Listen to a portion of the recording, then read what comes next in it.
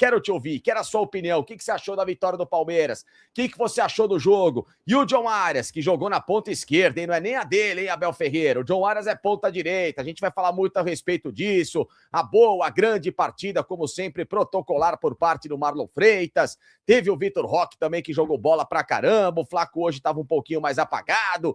Enfim, tem muita coisa pra gente trocar ideia por aqui. E as laterais do Palmeiras, e a lateral do Palmeiras, à direita, realmente causa problema. Cadê o camisa 5 no Palmeiras? É o Fluminense que domina toda hora ali as ações, ou tentou dominar para buscar o resultado. Felizmente que o Carlos Miguel hoje estava numa boa noite iluminada, salvou o Palmeiras com diversas defesas importantes. Enfim, então vamos trocar ideia, vamos falar desse Palmeiras por aqui. Eu quero a sua opinião, quero a sua participação comigo. Vem para cima, vem deixar like aqui. Vamos comemorar essa vitória juntos, que sempre também é muito importante. A gente vai valorizar o resultado. Quero que você esteja aqui comigo. Mande a sua mensagem, que é fundamental, que eu vou dar uma série de boa noites por aqui também. Pro Rian Araújo, que já tá pedindo a manifestação dele. Me fala se eu sou louco em colocar o Fux para fazer a lateral direita, me passar mais segurança. Ele tem uma ótima saída de bola. Lembrando que o Bruno Fux, o ano passado, no começo da Libertadores do Palmeiras, ele jogou em algumas partidas, inclusive contra o Sporting Cristal, improvisado como lateral direito, né? Será que o Bruno Fux vai ser uma melhor opção como lateral direito do que o Kelvin, do que o Giai também? Por exemplo, aqui, ó, o Daniel tá bravo. O Kelvin é limitado pra caramba, entendeu? Olha só o Fábio aqui, ó, meu amigo, coloca o Arias para fazer a direita na do Alan e coloca o Alan na de lateral direita, ou joga com 3 zagueiros, mas saque esse Kelvin, esse protótipo de jogador. Pois é, o Alan não pode jogar na lateral direita, acredito eu. Acho que ele pode jogar na ponta esquerda, onde ele já rendeu também muito bem. O Alan é um jogador super versátil e o John Arias tem que fazer a ponta direita, né? O Lucas, jogamos com um a menos hoje. O Maurício não dá. E ainda no final do jogo ali quase que atrapalha o Marlon Freitas ali, que tentou tirar a bola no contra-ataque, no ataque do Fluminense, deu um escanteio para a equipe, faz uma das faltas mais imbecis dos últimos tempos ali, podendo chamar uma possibilidade de empate com o Savarino, que bate bem na bola. E laiá, meu Deus do céu. Vamos lá aqui, ó. A questão do ego me preocupa. É o Wellington Costa. Jogador passava sozinho e Flaco, Sousa, Maurício e Arias chutaram no gol ao invés de matar o jogo. Flaco estava péssimo hoje. Inclusive, o Flaco entrega a bola do gol da equipe para o Fluminense, né?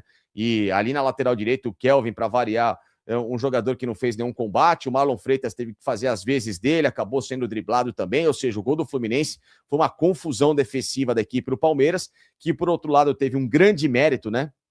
Na jogada do pênalti em que o Vitor Roque recebe o passe do Maurício, numa bola espetacular também do Andréas Pereira, interceptação em cima do Martinelli, e depois a belíssima jogada do Alan, né? Que é um jogador que, quando a gente olha a comparação, né, do Alan com o Maurício, com o Flaco, com o Vitor Roque, se tiver que entrar o Arias, ele não pode entrar no lugar do Alan. E isso todo mundo aqui acho que defende essa tese, ou 95% das pessoas. Por exemplo, quando o Abel foi na entrevista coletiva, né, pessoal? Fala assim, não, eu vou ser Pardal, vão me chamar de Pardal se eu colocar o Alan de camisa 10. Pelo contrário. Inclusive, você não precisa nem colocá-lo de camisa 10. É só você inverter o lado do Alan. Quando o Alan, ano passado, começa a surgir na equipe para o Palmeiras, ele era um cara móvel. O Alan, por exemplo, naquele jogo Palmeiras e Mirassol, o ano passado, em que o Palmeiras se classifica na Bacia das Almas para a decisão no Campeonato Paulista, por onde que ele entra e como que ele faz o gol? Vocês lembram disso? Ele entra pelo lado esquerdo, ele invade o corredor da defesa pela esquerda e faz o gol de cabeça que salva o Palmeiras. Então ele consegue jogar dos dois lados. O John Arias é um jogador que precisa do corredor. Ele não é um jogador que vai por dentro. Ele precisa muito do corredor. O 1 contra 1 do Arias é pela ponta direita. Ponta direita, velocidade, linha de fundo, justamente para usar o pé que não é dominante para surpreender o adversário cortando por dentro, mas não ele usar o pé dominante por dentro, porque aí a marcação fecha em cima dele e ele perde espaço. O Arias é um jogador de velocidade e de imposição, por isso que ele tem que jogar pela ponta direita, tá bom? Vamos lá. Sobre o Flaco Lopes, tá?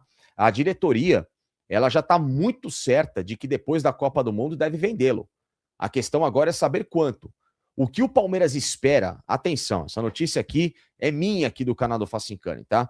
O que o Palmeiras espera depois da Copa do Mundo é ter uma arrecadação que, primeiro, bata a meta de vendas, que não está difícil, porque o Palmeiras vendeu 195 milhões, cerca disso, quase 200, e a meta para essa temporada de vendas são 400 milhões. E segundo, é dobrar esse valor. O Palmeiras quer chegar a quase 600 milhões em vendas. Então, para isso, Wilson, o que ele estipulou? Entre 75 e 80 milhões de euros em vendas depois da Copa do Mundo. Ou seja, então você pensa, ele vai desmantelar o elenco? Não. O Flaco Lopes é um cara que o Palmeiras quer porque quer arrecadar cerca de 40 milhões de euros por ele. Porque se ele for convocado para a seleção argentina e, obviamente, se ele entrar em campo na Copa do Mundo e a Argentina for bem na Copa do Mundo, o preço do cara sobe. E já tem time de média para grande expressão europeia olhando para ele, vídeo Atlético de Madrid, né? A depender aí da situação do Julián Álvares, que pode sair, que pode ir para o Barcelona, tem essa especulação rolando, e aí o nome dele já foi colocado em pauta do Simeone no Atlético de Madrid, que é um time que, ó, tem bala na agulha, né? Outro ponto importante, o Alan é outro jogador que provavelmente o Palmeiras, se receber uma proposta dessa mesma magnitude do Flaco Lopes, de 35, 40 milhões de euros agora no valor cheio, mas em especial 40 milhões, o Palmeiras não vai se opor a fazer negócio. Por quê? Porque o Palmeiras quer pegar esses valores do Flaco Lopes e do Alan e, primeiro, bater essa meta de vendas, somar, obviamente, a chamada gasolina no tanque para o Palmeiras ter recursos para reinvestimento e assim poder contratar um volante, poder contratar um zagueiro no meio do ano, se não der certo até terça-feira de contratar um Nino, enfim, tem uma série de estudos sendo feitos aí pela diretoria, mas o Palmeiras está muito certo e colocou isso no papel. Vocês podem acreditar em mim, colocou isso no papel. Depois da Copa do Mundo, o Palmeiras quer uma arrecadação de aproximadamente 80 milhões de euros em vendas, tá? E para isso, ele pode colocar na pauta, sim, o Alan e o Flaco Lopes. Um desses jogadores é certo que sai do Palmeiras depois da Copa do Mundo, com a chance maior do Flaco Lopes, porque o Palmeiras, repito, como eu já trouxe essa informação para vocês e não tenho nenhuma dificuldade em falar outra vez, o Palmeiras fez com o Flaco Lopes o mesmo planejamento que fez com o Richard Rios. 2 janelas de transferências recentes, esta atual e a janela do meio do ano, depois do Mundial de Clubes, o Palmeiras recebeu propostas pelo Flaco Lopes e não o vendeu. O staff queria vender. O Flaco Lopes se colocou à disposição do staff, tipo, ó, se o Palmeiras aceitar e se obviamente for bom para vocês, for bom para mim, eu vou embora.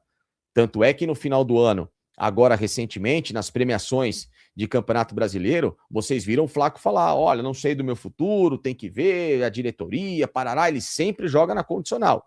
Por quê? Porque foi acordado por parte do Palmeiras, com o staff dele, de que o Flaco Lopes é um jogador para mercado agora, depois da Copa do Mundo, que foi o mesmo planejamento do Richard Rios. Ele teve 2 janelas para ser vendido, o Palmeiras não vendeu e prometeu para o staff dele, depois do Mundial de Clubes, você vaza. Então, 1 ano depois, agora, é a oportunidade do Flaco Lopes. Tá bom, Wilson? Então, essa que é a grande explicação aqui, ó. A última atualização é de que camisa 5, os 2 sonhos do Palmeiras, o primeiro, tá? Que ele sondou, mas em nenhum momento ele fez uma abordagem mais direta. E vou dizer uma coisa para vocês, hein? Ai. Entenderam que agora o Danilo é um jogador importante. Agora, 26 de fevereiro, aniversário do meu irmão hoje, inclusive, um beijo para ele, que deve estar dormindo já, obviamente, com o meu sobrinho para cuidar, então meu irmão não tem mais vida. A vida do meu irmão agora é cuidar do meu sobrinho. Mas, enfim, entenderam agora que o Danilo é o cara. Quando no ano passado ele pediu, pelo amor de Deus, para voltar, colocou o Palmeiras na prioridade, o Palmeiras andou de ombros para o Danilo, tá? Enfim. Mas, enfim, o Danilo e o outro nome que o Fabinho tem em mente, aliás, que o Palmeiras tem em mente, que é o Fabinho, esses jogadores agora, impossíveis de chegar, impossíveis, tá? O Danilo, porque o Botafogo em nenhum momento se abriu para fazer negócio, mesmo com toda a dificuldade financeira. O Botafogo apresentou ao staff do Danilo garantias para não deixá-lo sair. Ponto. Tá? Então, esqueça.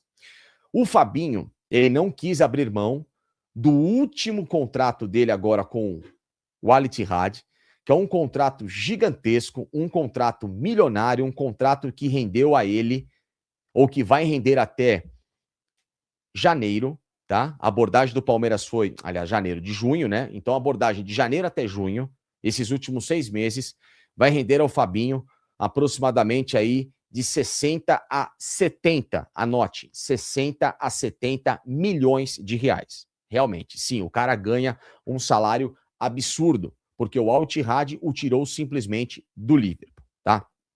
Então, meus amigos, essa história, ela não teve a prioridade do camisa 5, porque o Palmeiras, de novo, ele focou no Fabinho, ele só quis o Fabinho, ele apresentou uma proposta em janeiro para o staff do Fabinho, para ver se o cara aceitava deixar o Al Ittihad e vir ao futebol brasileiro. O Al Ittihad virou para o Fabinho e falou o seguinte: olha, eu te libero, desde que você abra a mão desses valores que você tem e faça, quem quiser te contratar, me apresentar uma proposta simbólica. O Al Ittihad não queria um valor absurdo para a liberação, até porque faltavam 6 meses. Então, proposta simbólica era aquela coisa, 3, 4 milhões de euros. É o famoso chorinho ali, só para o cara não perder nada e entregar o Fabinho gratuitamente. E o Fabinho não quis. O Fabinho falou, olha, eu não quero abrir mão do valor, eu entendo que eu estou bem por aqui, haja vista que eu estou no radar da Copa do Mundo, não tem por que nesse momento trocar de clube, me arriscar a fazer uma mudança de estilo, sendo que o Ancelotti pediu para eu ficar por aqui, o próprio Casemiro também, então o Fabinho não quis. Então o que fez o Palmeiras? Congela o interesse de um camisa 5, deixa para o meio do ano, para que depois da Copa do Mundo, a depender de como for o desempenho, isso se o Fabinho for convocado, se o Fabinho for ao Mundial, etc e tal, porque aí é uma coisa, aí o cara se valoriza a depender de como que vai a seleção. Se o Fabinho não for ao Mundial, são outros valores para negócio. Então o Palmeiras quer esperar essa situação para depois fazer uma nova abordagem no jogador. Então a camisa 5 do Palmeiras, ela está simplesmente travada por causa que o Palmeiras, de novo, colocou na cabeça que quer esse jogador e ponto final, e ele não teve nenhum tipo de descarte também por parte do staff. O staff falou, olha, agora a gente não quer resolver nada, depois da Copa do Mundo, quando acabar o contrato dele com o Al Ittihad, a gente vai entender o que vai fazer. Então, essa é a situação no camisa 5. Então, o que o Palmeiras fez? Focou, meu caro Marco Túlio, no zagueiro, tá?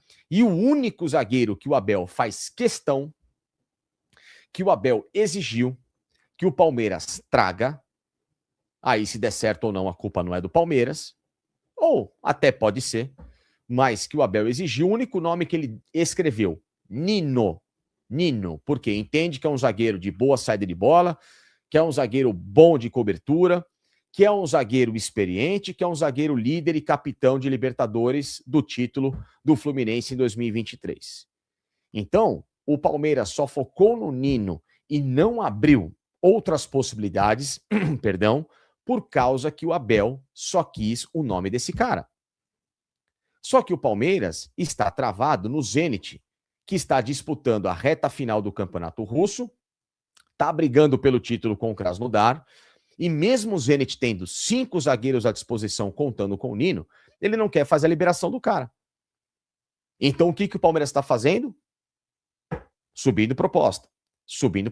Ora, era 10, agora eu vou para 12. Era 12, agora eu vou para 13. 13, agora eu vou tentar ir para 15. E o que está acontecendo nesse momento é que a presidente do Palmeiras viu que Anderson Barros e o Léo Holanda, que foram quem tentaram destravar essa negociação nesses últimos tempos, não conseguiram sucesso com o Zenit. Porque eles não quiseram forçar a história com o clube russo e muito menos com o staff do Nino.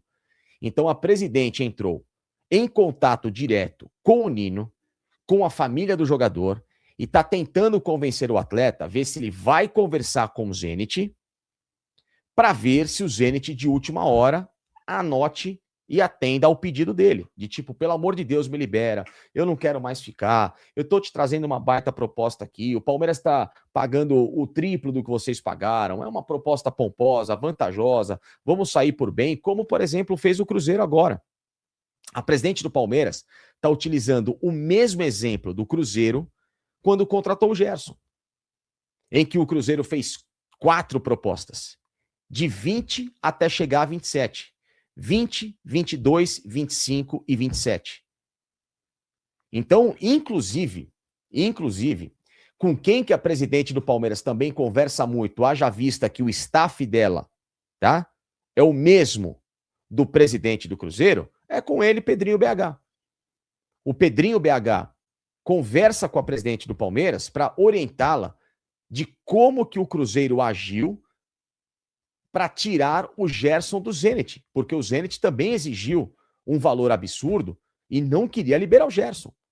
Só liberou porque o Cruzeiro supervalorizou aquilo que o Zenit pagou.